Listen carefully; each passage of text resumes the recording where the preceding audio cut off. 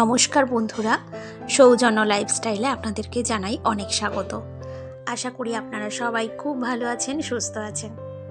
প্রত্যেক দিনের মতো আজকেরও আমি আপনাদের সামনে হাজির হয়েছি আমার সংসারের কাজকর্ম নিয়ে। আমি সকাল থেকে রাত পর্যন্ত কি করি, ছেলেকে কিভাবে সামলাই, এই সংসারের টুকিটাকি এইসব নিয়েই আর কি আপনাদের সামনে চলে এসেছি। আশা করব আপনাদের এই ব্লগটা ভালো লাগবে। সকালবেলায় রান্নাঘরে এসেছি, এখন সবার জন্য ব্রেকফাস্টে একটু চাউমিন বানাচ্ছি। আর ছেলের যেহেতু স্কুল যাবে, তো সেই জন্য ছেলের জন্য কিন্তু আমার খাবার বানানো হয়ে গেছে। ওকে একটু ফেনা ভাত করে দিয়েছি সব সবজি দিয়ে, ওটা খেয়েই ও স্কুল যাবে। আর এদিকে চাউমিনটা বানাচ্ছি, তো এটা তো বাড়ির সবাই খাবো, আর সাথে ছেলেকেও স্কুলের জন্য টিফিনে দিয়ে দেবো এটা।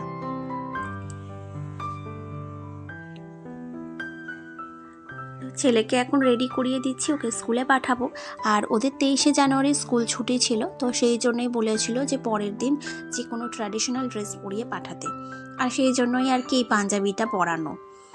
আর এখন যেহেতু ভীষণ ঠান্ডা, সেই জন্য যখনই স্কুলে যায় ওকে এরকম টুপি তারপর সোয়েটার পরিয়ে পাঠাই, কারণ রাস্তা দিয়ে যাবে তো ঠান্ডা লেগে যাবে। আর ও স্কুলে চলে গেলে আমার হাতে মোটামুটি 3 ঘন্টা সময় থাকে, আর আমি চেষ্টা করি এই 3 ঘন্টার মধ্যে সংসারের সমস্ত কাজগুলো ঠিকভাবে গুছিয়ে নিতে। ছেলে স্কুলে যাওয়ার আগে বিছানায় বসে বসে ওর খেলনাগুলো নিয়ে খেলছিল, আর সেগুলোই আর কি ছড়িয়ে ছিটিয়ে রেখেছে, আর সেটাই আর কি পরিষ্কার করে গুছিয়ে রেখে দিচ্ছি। আর এই যে লাল কালারের বালিশের কভারটা দেখছেন, এটা আমি যেই দোকান থেকে কিনেছি আমাকে ঠকিয়ে দিয়েছে, কারণ আমি বলেছিলাম যে বড় বালিশের কভার দেবেন, আর উনি কিন্তু আমাকে ছোট বড় দুটোই দেখালেন, আর দেওয়ার সময় দিয়ে দিলেন ছোট বালিশের কভার, তবে দাম নিয়েছে কিন্তু বড় বালিশের কভারের মতো। তো এরকমভাবে কিন্তু মাঝে মধ্যে দোকানদার ভালো মতোই ঠকিয়ে দেয়। আর মা এদিকে নিরামিষ রান্নাটা করে নিচ্ছে, এই ফুলকপি আলু কড়াইশুঁটি আর বড়ি দিয়ে এই তরকারিটা মা করছে। আর আমি ওদিকে এখন ঘর ঝাঁট দিয়ে মুছে নেবো। আর কি বলুন তো, আমাদের বাড়িতে যে দিদি কাজ করেন ওই দিদি আর কি কদিন ছুটি নিয়েছে, কারণ ওনার বিয়ে বাড়ি পড়েছে, তবে কবে যে আসবে সেটা আর বলে যায়নি। আর এখন বিয়ে বাড়ি গেছে বলে কথা, এখন তো সহজে আসবে না, তো এখন ঘুরুক। আর এদিকে আমি যখন এই ছেলের গাড়িটা সরাতে গিয়েছি, তখন দেখলাম গাড়ির পিছনে কড়াইশুঁটিগুলো ছাড়িয়ে ছাড়িয়ে রেখে গেছে। আর আমি যদি ওগুলো ফেলে দিই তাহলে এসে কিন্তু খুব কান্নাকাটি করবে, সেই জন্যই আমি আর কি কড়াইশুঁটিগুলো ওরই একটা খেলনার ব্যাগের মধ্যে রেখে দিয়েছি, তাহলে এসে দেখলে আর কিন্তু কান্নাকাটি করবে না। আর এই জুতোগুলো ঘরে পরার জুতোগুলো এখন সরিয়ে ঝাঁট দেবো, না হলে তো খুব অসুবিধা হয়।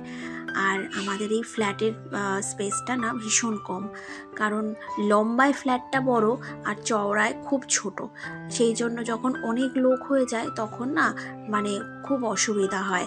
এই আপনারা নিশ্চয়ই বুঝতেও পারছেন যে কতটা ছোট জায়গা। আর এই ছোট জায়গার মধ্যে ছেলে খেলাধুলা করে, তো তাই মাঝে মধ্যেই এখানেই ওখানে ওর লেগে যায়, খুব সাবধানে আর কি রাখতে হয় ছেলেকে। ওদিকে আমি ঘর ঝাঁট দিয়ে পরিষ্কার করে চলে এসেছি। এদিকে দুপুরবেলা ভাবছি একটু ওই বাগদা চিংড়ির ঝোল করব। সব সময় ধরুন ওই চিংড়ি মাছের মালাইকারি বা চিংড়ির রসা এগুলো তো করেই থাকি, কিন্তু মাঝে মধ্যে একটু এরকম আলু দিয়ে পেঁয়াজ আর কালো জিরে দিয়ে ঝোল খেতেও কিন্তু বেশ ভালো লাগে। ওদিকে চিংড়ি মাছগুলো ধুয়ে রেখেছি, আর এখানে বাবা আবার সবজি নিয়ে এসছে, পেঁপে শিম টমেটো, তো এগুলো আবার পরে আমি ফ্রিজে রেখে দেবো। আর এখন আলু তারপরে টমেটো পেঁয়াজ এগুলো ধুয়ে নিচ্ছি। আর কি বলুন তো, সকালে ঘুম থেকে উঠে না দম ফেলারও সময় থাকে না, কারণ সংসারে যেদিকেই তাকাবো মনে হয় এই কাজটা বাকি ওই কাজটা বাকি, তো এই কাজ গুছিয়ে উঠতে উঠতে প্রায় অনেক বেলা হয়ে যায়। আর এটা যে শুধু আমার সাথে হয় তা নয়, এটা কিন্তু বাড়ির বউদের সবার সাথেই কিন্তু এই জিনিসটা হয়ে থাকে।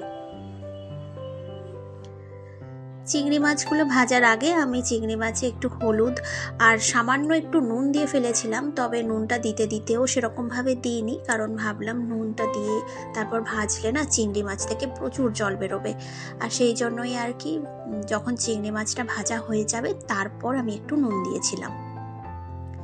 আর রান্নাঘর থেকে দেখলাম বেশ বৃষ্টি নেমে আসছে টিপটিপ করে। আমি তাড়াতাড়ি করে ছাদে চলে এসেছি এই যে জামা কাপড়গুলো ছিল সেগুলো নিয়ে যেতে। আর কত জামা কাপড় দেখুন, 2 দিন ধরে এগুলো মেলা হচ্ছে। কারণ আপনারা তো জানেন যে এখন ওয়েদার এত বাজে, শীতকালেও যেন বর্ষাকাল নেমে এসছে। তো এই ওয়েদারে না সব থেকে সমস্যা হয় জামা কাপড় শুকনো করার। আর তারপর তো ঠান্ডা আছেই, মানে প্রচণ্ড কনকনে ঠান্ডা পড়ে গেছে। আর ছাদ থেকে এসে এখন রান্নাটা করে নিচ্ছি।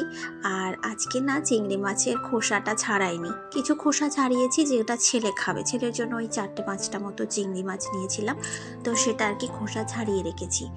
আর এদিকে বাদ বাকি চিংড়ি মাছগুলো আর খোসা ছাড়াইনি। তবে মানে চিংড়ি মাছের মাথায় যে নোংরাটা থাকে আর পিঠের যে শিরাটা থাকে সেটা কিন্তু পরিষ্কার করে ফেলে দিয়েছিলাম। আর এই যে চিংড়ি মাছের তরকারিটা হয়ে গেছে।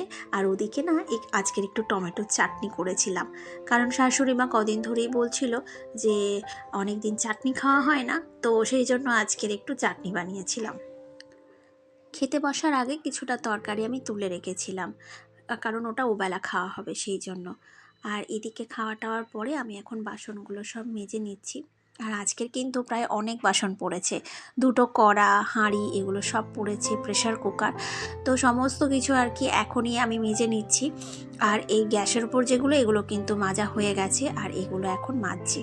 আর আজকের এত বাসন পড়ার কারণ আছে, কারণ টিফিনে যে বাসনগুলো আমরা খাই সেগুলো অন্যদিন যেমন তাড়াতাড়ি মেজে নিই, তবে আজকের আর মাজিনি। আজকের ভেবেছিলাম যে একসাথে যখন সব বাসন মাজবো তখনই ওগুলো সব মেজে নেব। আর ছেলে স্কুল থেকে এসে এখন কত দুরন্তপনা করছে। আর আমারই আর কি একটু ভুল হয়েছে, ওর ওই যে কড়াইশুঁটিগুলো রেখে দিয়েছিলাম সেটাই আর কি কাল হয়েছে। ও সেই কড়াইশুঁটিগুলো নিয়ে মানে মেঝেতে ফেলেছে আর নষ্ট করছে। সেগুলো আবার পরে আমাকে ঝাঁট দিয়ে পরিষ্কার করতে হয়েছিল। আর এখন সন্ধ্যাবেলায় আপনাদের সাথে দেখা হচ্ছে। মা এখন সন্ধ্যাবেলায় এখন চা বানিয়ে নিচ্ছে, দুধ। আজকের ওই কাজকর্ম করে গুছিয়ে উঠতে উঠতে আমার প্রায় বিকেল 5টা বেজে গিয়েছিল। আর তারপরে আর কি একটু গিয়ে রেস্ট নিচ্ছিলাম। আর সন্ধ্যাবেলায় মা এখন ওই চা করছে। তারপরে সন্ধে তো এখন শীতকালে তাড়াতাড়ি হয়ে যায়, সেই জন্য আর কি তাড়াতাড়ি উঠেও পড়তে হয়। তারপর ছেলেকে পড়ানো থাকে, নিজের এই যে কাজগুলো, এই যে ভিডিওগুলো করি সেগুলোরও এডিটিং থাকে, তো সেগুলোই আর কি আমি সময় মতো সব করে নিই। তারপর না আর ওই সন্ধ্যাবেলার দিকে কি করলাম সেই ভিডিওগুলো আর কি আমি আর তুলতে পারিনি। আর এখন এই মা আর বাবা চা খাচ্ছে আর গল্প করছে। আর এই সময় আর কি এক মাসিমণি ফোন করেছিল, তার সাথেই মা গল্প করছিল। আর ছেলে এখন এই রাত্রিবেলা ছেলেকে খাইয়ে দিচ্ছি। আর ছেলে মাঝে মধ্যে রাত্রে খেতে খেতে ওর বাবার কম্পিউটারে বসে একটু কার্টুন দেখে। তো বন্ধুরা, আজকের ভিডিওটা আমি এখানেই শেষ করছি। তো আপনাদের যদি এই ব্লগটা ভালো লাগে তাহলে অবশ্যই কিন্তু একটা লাইক আর কমেন্ট করে জানাবেন। আর অবশ্যই কিন্তু আমার চ্যানেলটিকে সাবস্ক্রাইব করে দেবেন। আর যেসব বন্ধুরা সাবস্ক্রাইব করে দিয়েছেন তাদেরকে জানাই অসংখ্য ধন্যবাদ। তো আজকের আসি, আবার অন্য একটা ব্লগ নিয়ে অন্য দিন আসবো।